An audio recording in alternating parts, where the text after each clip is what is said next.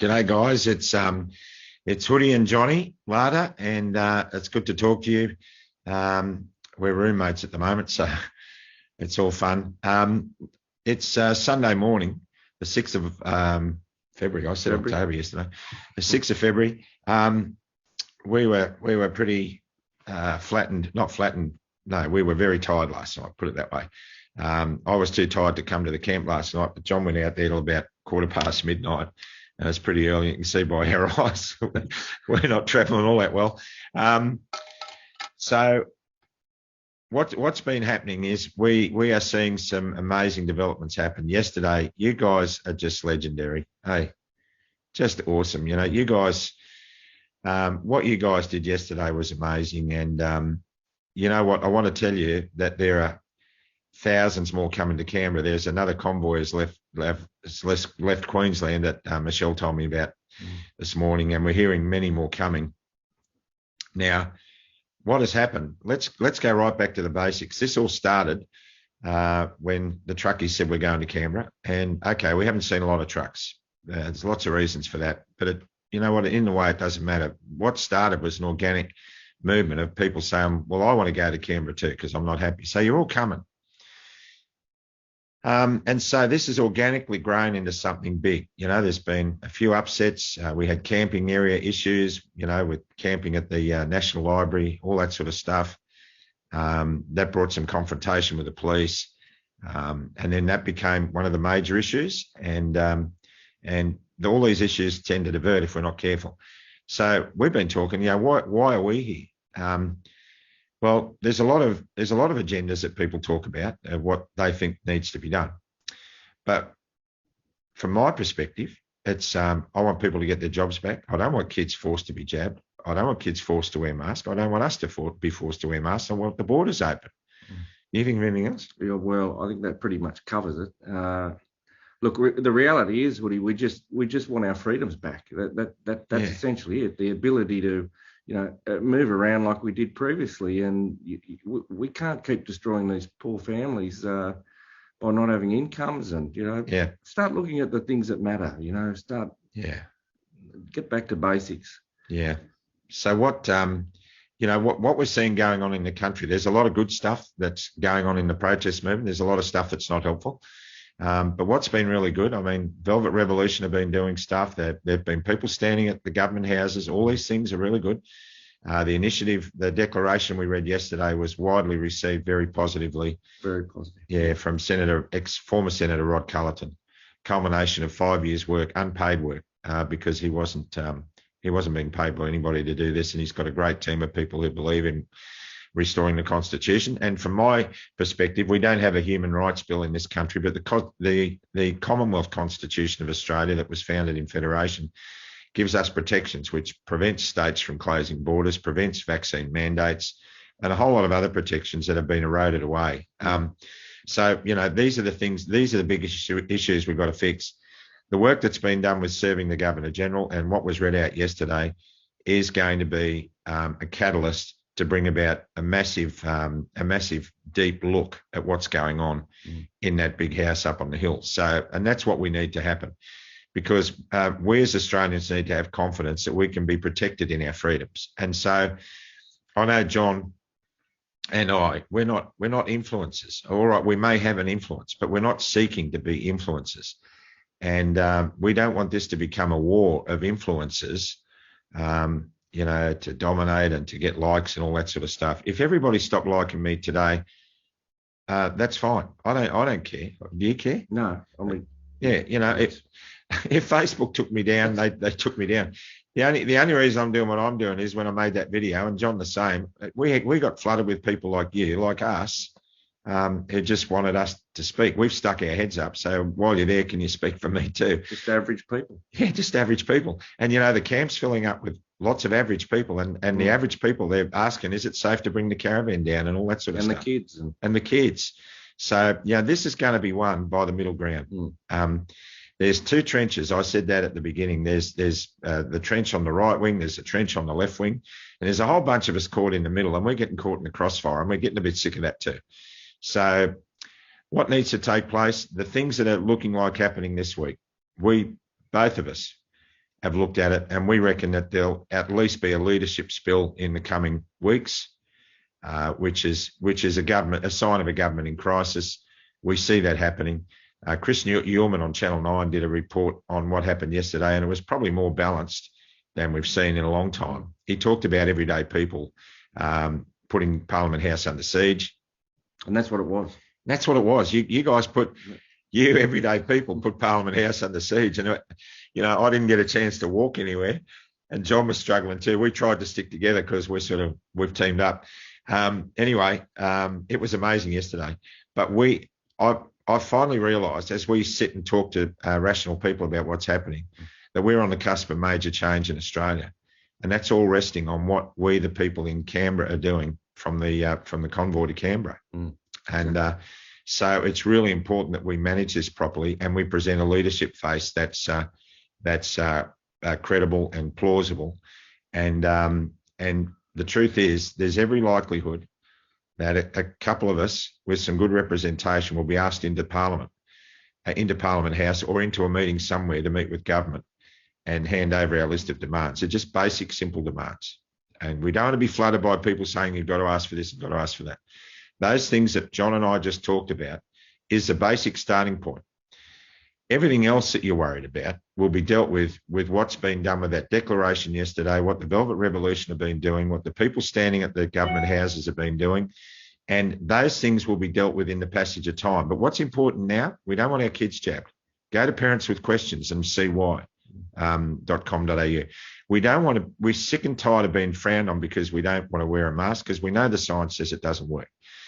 We don't want to be mandated for our jobs, to lose our jobs. We don't want to lose our homes. And we want freedoms to travel in our country. We don't want these dictatorial premiers telling us we can't go and see our grandchildren in another state.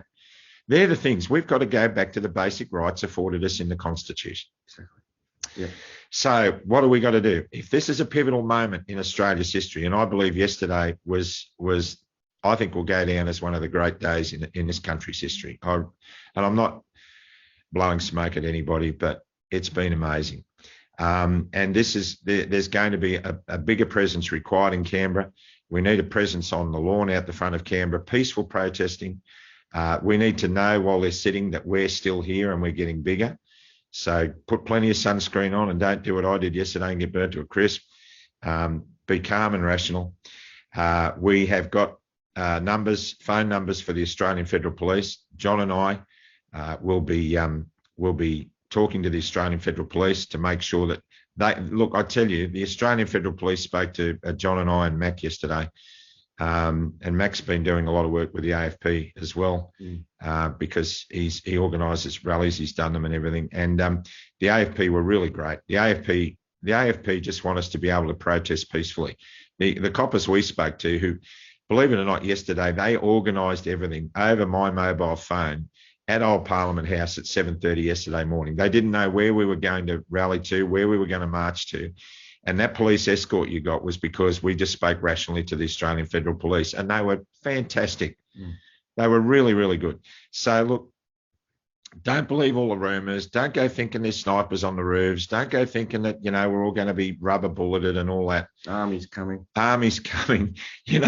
We are mums and dads. We're Australians. And, if those problems do eventuate, we'll deal with them then.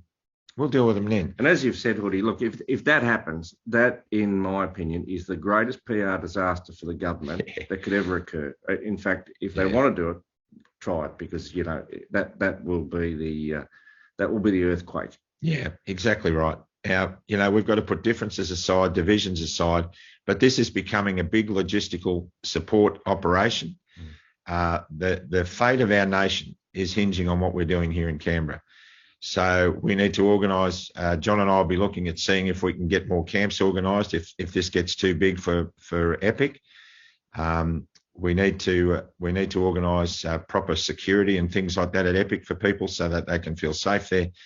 And we need to basically set up. We need to look at better food logistics as a whole. This is going to become a big exercise, and it's going to require extra leadership. The vacuum that had to be filled in the last week or so was filled by people just straight out of the woodwork who needed to jump into a space, and they did a great job. if the army want to come in, here's an opportunity for them. Let them come in and work with us. If they want to do something that's for the people, let them come in and provide some food. They've got the facilities, they've got the resources. Come in with your food trucks. We'd encourage it. Work with us, because we're not going anywhere. And we're going to get bigger. And we're going to get bigger. So let's work symbiotically with the military. They're our friends. We revere them, and that couldn't have been more palpable yesterday when those diggers on the front line there of the rally. I mean, it was awesome, wasn't it? That whole Anzac thing we did yesterday was just people were in tears, and it was beautiful, and that's the spirit of our country. I strongly urge everybody in your dealings with the police or anyone else. One police officer, a lady, called us over yesterday and said, "I'm here trying to do my job and do the best thing to keep you guys safe and keep it flowing for you. I don't want you guys to be restricted in any way." But some guy came up to me yesterday and said, "You're on my hit list. You're going to be one of the first to go." And she said, "I don't need to hear that." And it broke her heart. And she said, that's not the way to communicate with us. So come on, guys.